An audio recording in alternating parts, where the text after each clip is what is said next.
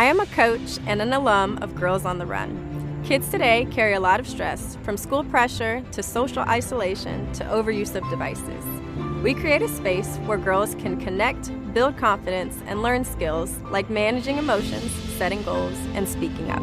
Each child's experience is different, and families need support. I'm proud to be part of a comprehensive solution to youth mental health. Get involved today at empowerourfuturecoalition.com. If you're a smoker or vapor ready to make a change, you really only need one good reason. But with Zyn nicotine pouches, you'll discover many good reasons. Zyn is America's #1 nicotine pouch brand. Plus, Zyn offers a robust rewards program. There are lots of options when it comes to nicotine satisfaction, but there's only one Zyn. Check out zyn.com/find to find Zyn at a store near you. Warning, this product contains nicotine. Nicotine is an addictive chemical. A lot of supplement brands chase trends, but if you're serious about your health, we know research-backed science is what actually moves the needle. Momentous works with the best brains in human science to create every formula, and every batch is made of pure ingredients, tested for safety, and does not contain fillers. So you get the best long-term results possible. Creatine isn't just for muscle gains, it's essential daily fuel for your brain, body, and long-term performance. Momentous CreaPure Creatine is backed by leading performance experts like Dr. Andrew Huberman and Dr. Stacy Sims. Sourced exclusively in Germany, CreaPure sets the gold standard for creatine, delivering the purest form, creatine monohydrate, that's rigorously washed and never cut with fillers. With over 2,000 five-star reviews, over 112,000 customers have seen the results firsthand. With Momentous, the fundamentals are done right. Right now, Momentous is offering our listeners up to 35% off your first subscription order with promo code ACAST. Go to livemomentous.com and use promo code ACAST for up to 35% off your first subscription order. That's livemomentous.com, promo code ACAST.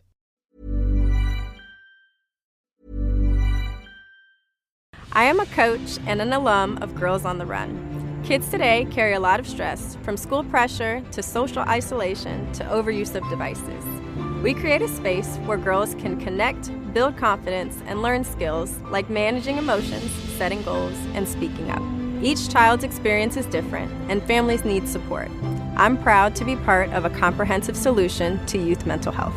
Get involved today at empowerourfuturecoalition.com. A lot of supplement brands chase trends, but if you're serious about your health, we know research-backed science is what actually moves the needle. Momentous works with the best brains in human science to create every formula, and every batch is made of pure ingredients, tested for safety, and does not contain fillers. So you get the best long-term results possible. Creatine isn't just for muscle gains, it's essential daily fuel for your brain, body, and long-term performance. Momentous CreaPure Creatine is backed by leading performance experts like Dr. Andrew Huberman and Dr. Stacy Sims. Sourced exclusively in Germany, CreaPure sets the gold standard for creatine, delivering the purest form, creatine monohydrate, that's rigorously washed and never cut with fillers. With over 2,000 five-star reviews, over 112,000 customers have seen the results firsthand. With Momentous, the fundamentals are done right.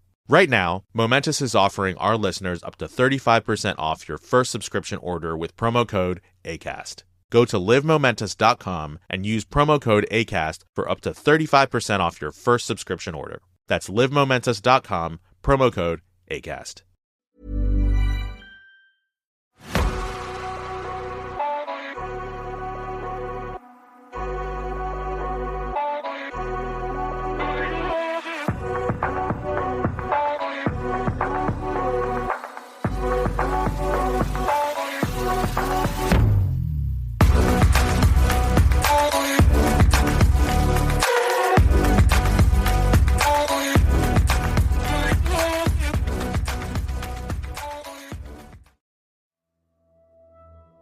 Hello, I'm Sarah. And I'm Toby. And welcome to the Whispering Woods podcast. This episode is all about Snowy stories.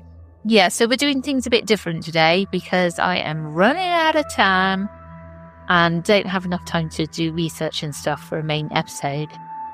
Also, just a heads up that this year we're not going to release on Christmas Day because we've got today's episode, then we have the classic ghost story. Then there'll be nothing for Christmas Day. Everybody's going to be busy anyway. But then we go into the 12 days of festive frights. I just wanted to let everybody know that's the way we're going with this. Because I am so busy. I'm sure everybody else is as well and won't be listening anyway. Right, so I've got 3 stories all about the snow, and these are no sleep stories. Just putting it out there. All right? I'm not going to do any news or anything like that. We're just going straight in for the stories. And I've just realised as well that I said there won't be an episode on Christmas Day, and there will be. It's Christmas Eve there won't be an episode. Yeah. See, I told you. This is good for my brain because I need to stop. Are you ready for the first story? Yes, I am. I was trapped in my car during a snowstorm, and something was trying to get in. I should have turned back an hour ago. The road's gone now. Just a whisper under the snow. My wipers gave up 10 minutes back, frozen stiff and smearing white instead of clearing it. Headlights press against the flurry like fists in cotton, doing nothing. I'm not even sure what lane I'm on. Somewhere between Abergavenny and Brecon, on one of those B roads that snakes between empty farmland and forest. It's been snowing since late afternoon. At first it was soft, flakes that vanished when they hit the windscreen. Now it's thick, wind-driven. Snow that sticks, that sinks, that swallows. I pull over because I can't see anymore. Because the steering wheel's vibrating from ice. Because if I go even 10 feet farther, I might not come back. I kill the engine. The world doesn't go quiet. It goes muffled. It's only when the heater dies that I realise how deep the cold is. The silence inside the car is weird, artificial. The kind that makes you hyper-aware of yourself. The way your jeans crinkle when you shift. The tick of the dashboard settling. Your own breath fogging the air. I check my phone. 7% battery, no signal. Figures. I'm not scared yet, just annoyed. I pull the blanket from the back seat, wrap it over my legs, crack open the thermos, lukewarm coffee. It tastes like burnt pennies. Somewhere in the trees to my left, a branch snaps. I freeze. Just wind has to be. I tell myself that a few times. Then I hear something else. A low, dragging noise, soft but deliberate. Snow being disturbed. I sit up and peer through the fogged windscreen. Nothing but white. 10 minutes pass, maybe 20. I try to ration the heat in my body. Gloves stay on. I pull my arms inside my coat and cross them over my chest. The cold isn't sharp, it's creeping. A living thing, finding seams, working its way into joints, ears, ankles. I distract myself. Think about dinner plans, the job I need to call back about. Then I hear it again. Crunch, pause, crunch. Too slow for deer, too heavy for fox. It's pacing, circling. My hand slides toward the driver's side window, wipes the condensation. There, a shape. Tall, not moving, just a silhouette behind the snow. I blink and it's gone. Right, I mutter. Right, okay. I start the car. The engine stutters, groans and then dies. I try again. Nothing but a click. The battery's frozen or flooded. I swear softly, fogging the inside of the windscreen even more. Behind me, in the mirrors, nothing. I shift in my seat and try the heater again. Nothing. Now the silence is watching. Half an hour later, my toes are numb. The shape hasn't come back. But something taps the rear window. Once, soft, like a knuckle testing glass. I turn around fast enough to make my neck cramp. Nothing. And now I'm sweating under the blanket. Something's out there, and it's not going away. I think about getting out, digging out, walking, but where? Even if I knew which direction the road went, I couldn't see 5 feet. And if something is circling me, walking into the white would be like handing it a knife. No, I stay. I breathe through my nose, try not to fog up the windows too much. There's a knock. Driver's side, 3 taps, rhythmic like a question. I flinch so hard the thermos spills on my leg. I turn slowly with my heart beating in my throat. There's a shape against the glass. But it's not a hand. It's longer, jointed the wrong way, like an elbow that forgot how to be an elbow. It drags downwards, squealing faintly against the frozen window. I don't breathe. It vanishes. Then, from the passenger side, laughter.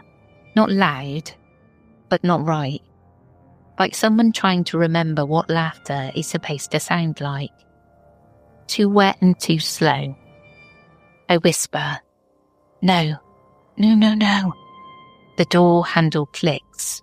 Once, twice, testing. I lean across and lock it manually. My fingers burn from the metal. Then I hunch down behind the steering wheel, eyes barely over the dash. Breathing shallow. Then I see it. Not the whole thing, just its feet, hooved. But wrong.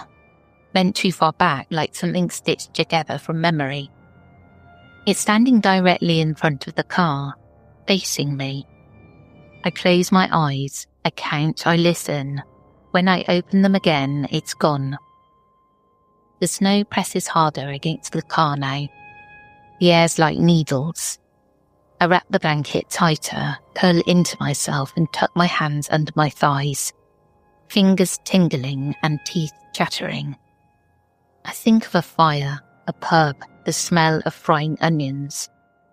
Then I hear my mother's voice, outside, calling my name. "Sweetheart." Soft, sweet, wrong. She's been dead for 3 years. I shake, not from the cold this time, from the sound of her feet crunching toward the window. My mother's voice again. "Sweetheart, open the door."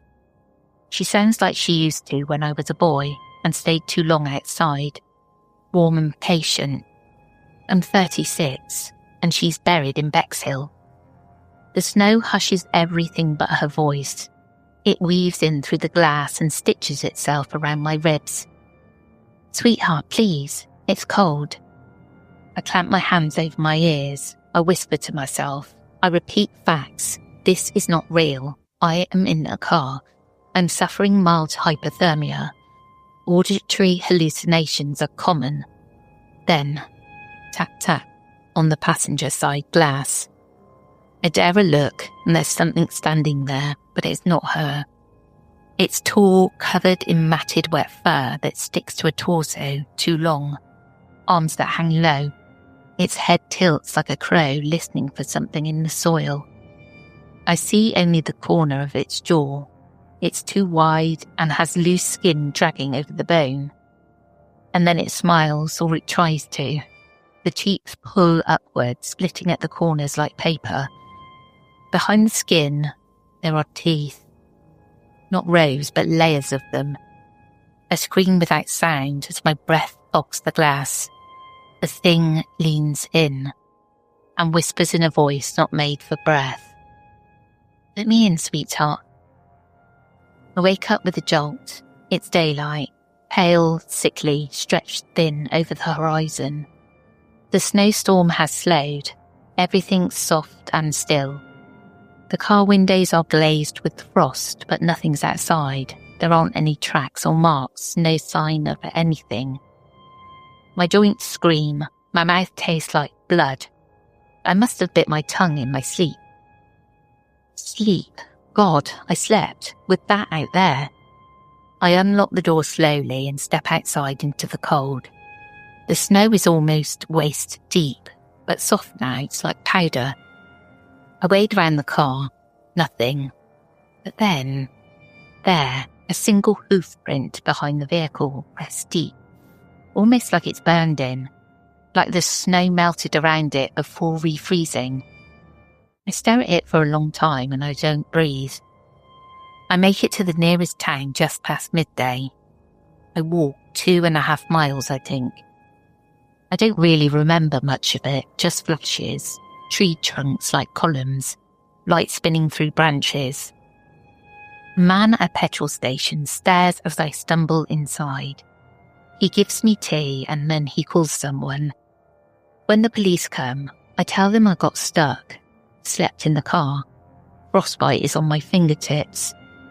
I don't mention the voice though, or the smile, or the way it knew my name. They found my car later. They didn't tell me there were scratch marks on all 4 doors. They tell me there were scratch marks on all 4 doors. They tell me the roof had been dented inward, like something heavy had lain on it all night. They show me a photo of a trail leading away from the car, a single line of footprints. Then nothing, as if it just disappeared. It's been a week since this happened and I haven't left my flat. I keep the curtains shut, the kettle full, the heating on. Sometimes, at night, I think I hear the wind again. Sometimes I swear I see frost on the inside of the window.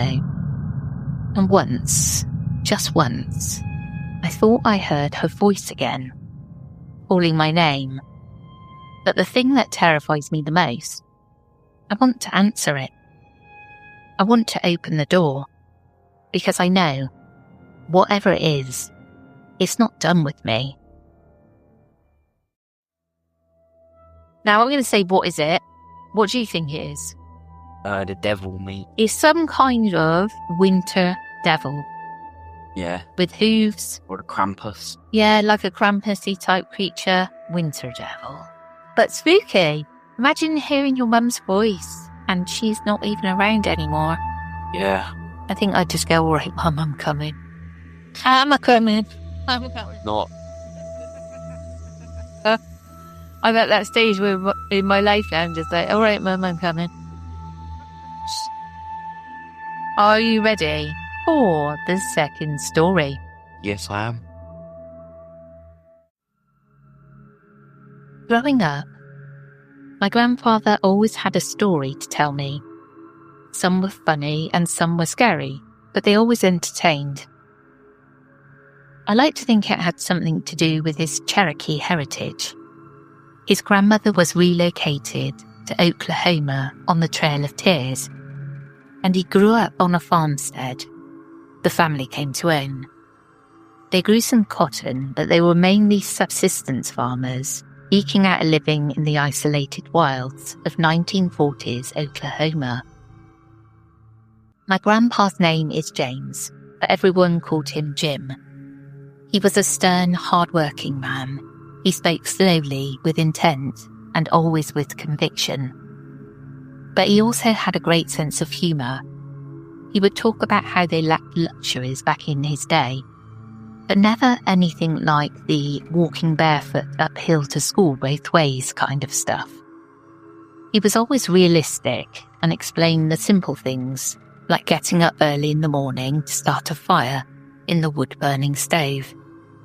You had to start the fire early so the family could gather in the warm kitchen while Mama cooked breakfast. One morning, it was Jim's turn to get up early and start the fire.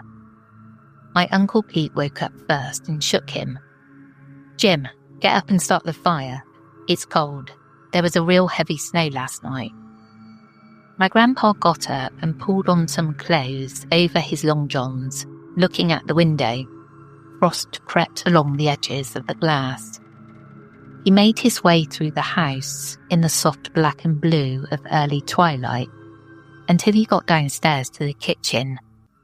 The back door led out to a screened porch where they kept the wood pile. My grandpa opened the door to the stove and turned towards the back door to get the wood. He looked up and saw a man standing there, peering inside. The man was only wearing denim overalls, and he looked so cold he was blue.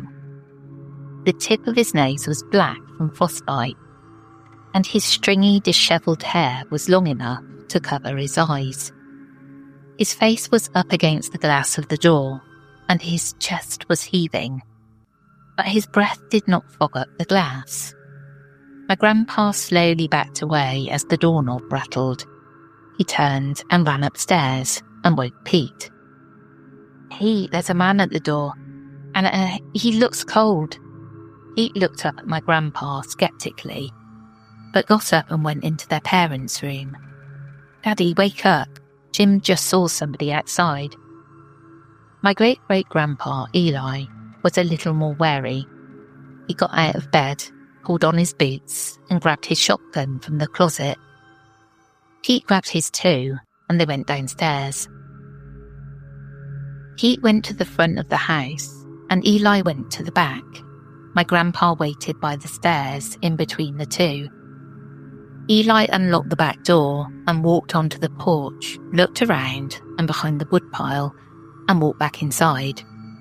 "Jim," he said, "I don't think he was lying, but there ain't nothing outside. No man, no animal. The screen's even locked." Just then, Pete walked in from the front. He was white as a ghost. "Well," their father asked, "did you see anything?" Pete shook his head. Didn't see no one, just footprints. Deep footprints going around the front of the house, real deep under the windows it looked like. My great-grandpa was shaking his head when he heard the back door slam. He turned around and raced to the back with the boys right behind. There was snow in the kitchen and on the back porch. He walked out to the back steps and looked around.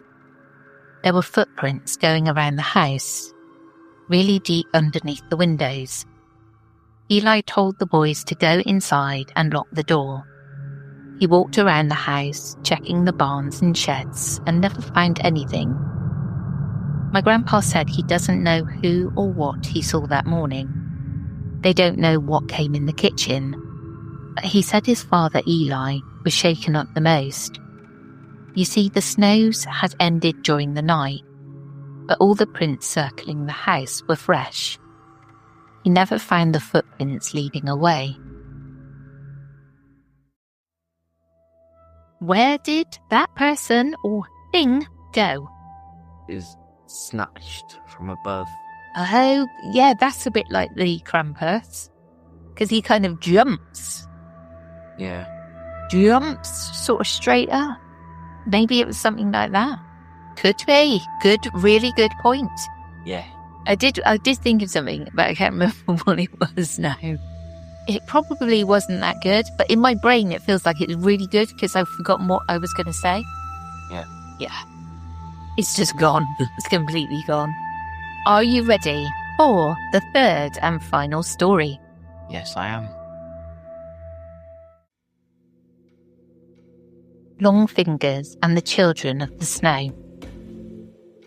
I'm the only policeman in this village of 112 people. This village is located in the middle of nowhere, Poland. It's very cold here and therefore very snowy. A sunny day here is as rare as a snowy day in a desert. The snow is always at least 2 feet high. I arrived here a week ago. The people here are people of tradition and are very primitive. They have very basic medical supplies, 1 TV and 1 computer with very unreliable internet. Being raised in a city my whole life, I was not used to this. They have no Wi-Fi or phone reception. The computer is connected with a router. If someone has anything to report, they run to the police station, which is little more than a one-roomed cabin. Before I came, the village didn't have any policemen. The reason for my arrival was that a little girl went missing. Her footprints went north in a straight line for about 100 steps, then they just ended. Where they ended was even more odd. They ended in an open field. No other tracks, nothing. The only thing that was nearby was a small forest north of the field. I couldn't perform a full-scale search, but I searched the vicinity of where the tracks ended. I didn't find her body.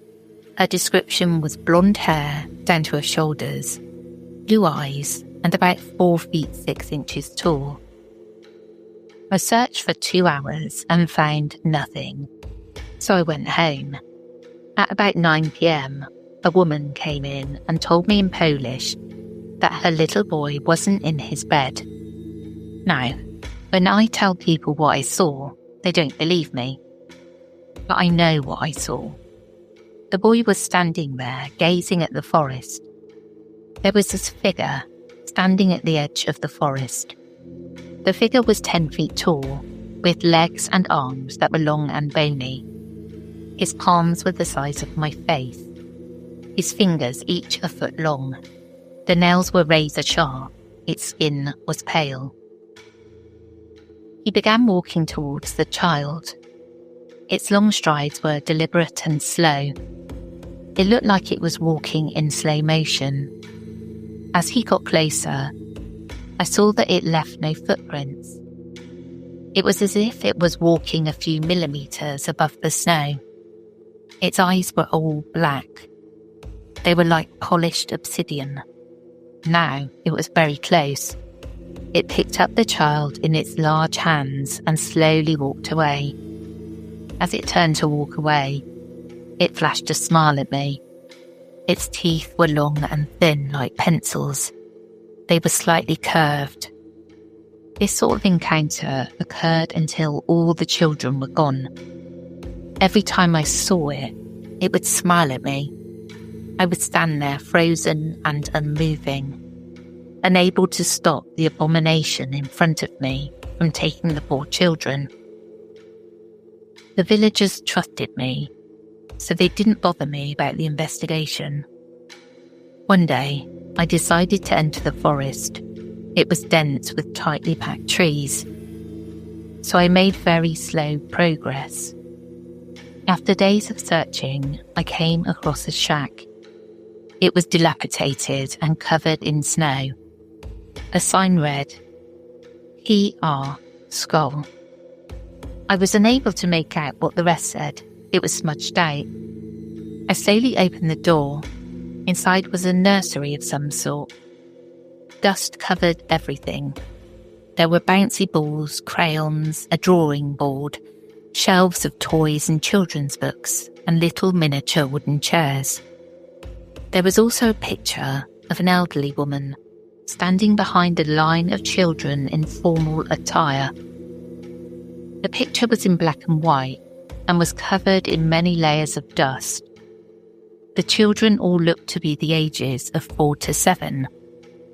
The picture was titled Mrs. DeLugo's Preschool. But there was something weird about the picture. In the background, there was some sort of figure. It was blurry, but the figure had long fingers, and it was very tall. I left immediately after seeing that photo. Then something odd began to happen. When I got back to the cabin I was staying in, there was a note. It said, "Stop looking around," in blue crayon. It was in children's handwriting, no doubt. All the letters were capitalised and the R was written backwards. I crumbled up the note and threw it into the trash can. I went out to consult the elderly Mrs. Batko. She'd been here since anybody could remember. I questioned her about Mrs. DeLugo. She said in a very raspy whisper, Mrs. DeLugo was murdered 50 years ago by her husband. She ran a preschool for the children of the village. I inquired how she was murdered. They just found her with a hole in her forehead. It was a perfect circle. Her husband disappeared when they found her body. I asked her what długo meant in Polish. She sounded surprised. It means long. Długo means long, my son. The next day at noon, a man came running to my cabin. The children, they're here. I jumped out of my chair. Where? I asked. He frantically pointed northwards. The edge of the forest. I ran outside. It was cloudy but not foggy. I went towards the clump of adults, whispering in hushed tones, and frantically looked at the edge of the forest. From where I was standing, I could see the children. They were lined up shoulder to shoulder, staring straight ahead. The girls had pure white dresses on, while the boys had pure white collared shirts on. They also had holes in their foreheads. They were perfectly circular. A figure emerged from the forest. It was the figure.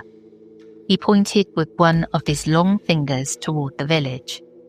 The children started to advance across the snowy field. I'm the only survivor of this incident. The children killed everyone but me. The children were efficient in their killing. It only lasted 5 minutes. When they were finished, the figure beckoned for them to return to him.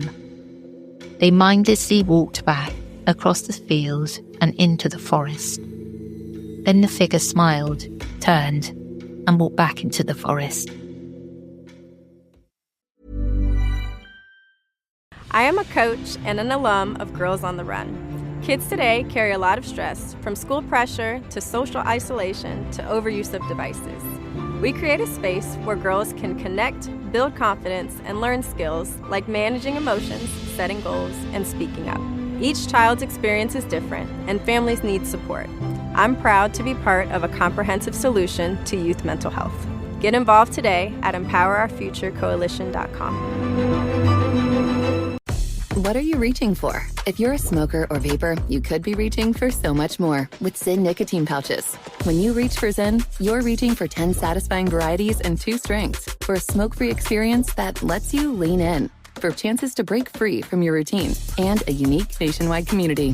Whatever you're reaching for, reach for it with America's #1 nicotine pouch brand. Find yours in wherever nicotine products are sold near you. Warning, this product contains nicotine. Nicotine is an addictive chemical.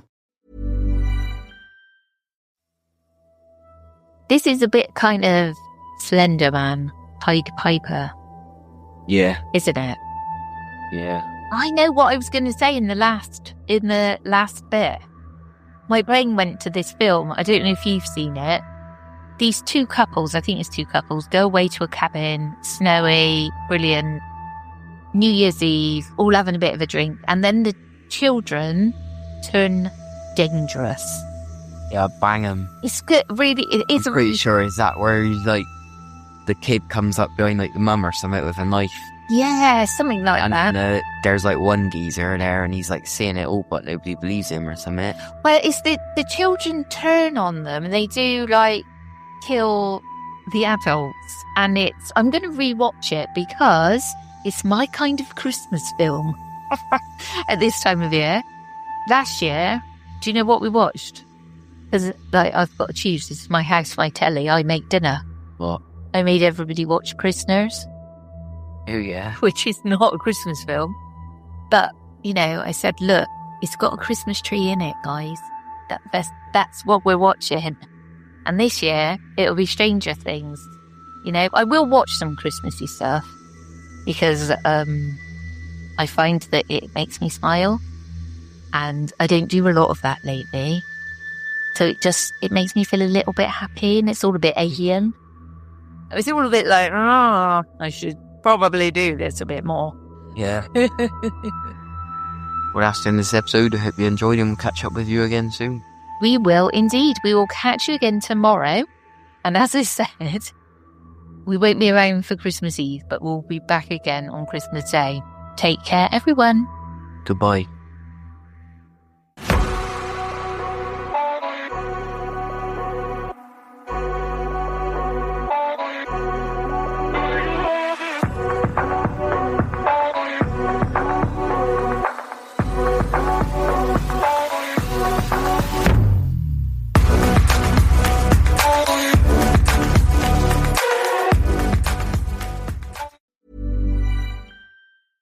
I am a coach and an alum of Girls on the Run. Kids today carry a lot of stress, from school pressure to social isolation to overuse of devices. We create a space where girls can connect, build confidence, and learn skills like managing emotions, setting goals, and speaking up. Each child's experience is different, and families need support. I'm proud to be part of a comprehensive solution to youth mental health. Get involved today at EmpowerOurFutureCoalition.com. What are you reaching for? If you're a smoker or vapor, you could be reaching for so much more with Zyn nicotine pouches. When you reach for Zyn, you're reaching for 10 satisfying varieties and 2 strengths for a smoke-free experience that lets you lean in, for chances to break free from your routine, and a unique nationwide community. Whatever you're reaching for, reach for it with America's #1 nicotine pouch brand. Find yours in wherever nicotine products are sold near you. Warning, this product contains nicotine. Nicotine is an addictive chemical. Ever wonder why so many people regain weight after stopping a GLP-1? Up to 40% of the weight lost can come from lean muscle. This weakens the body, slows metabolism, and makes it easier to put the pounds back on, creating a cycle of dependency. Prolon's 5-day fasting mimicking diet offers a drug-free way to maintain results and support long-term metabolic health. In just 5 days, it activates fasting pathways to burn fat, protect muscle, and rejuvenate cells, all while letting you enjoy real food. Get 15% off plus a $40 bonus gift when you subscribe at prolonlife.com/start. That's prolonlife.com/start. The stories told on the Whispering Woods are inspired by historical records, witness reports, and local folklore. While every effort is made to research and represent events accurately, some details, names, and locations may differ from official accounts or have been changed out of respect for those involved. These episodes are created for storytelling and entertainment purposes and should not be considered definitive fact or investigative journalism.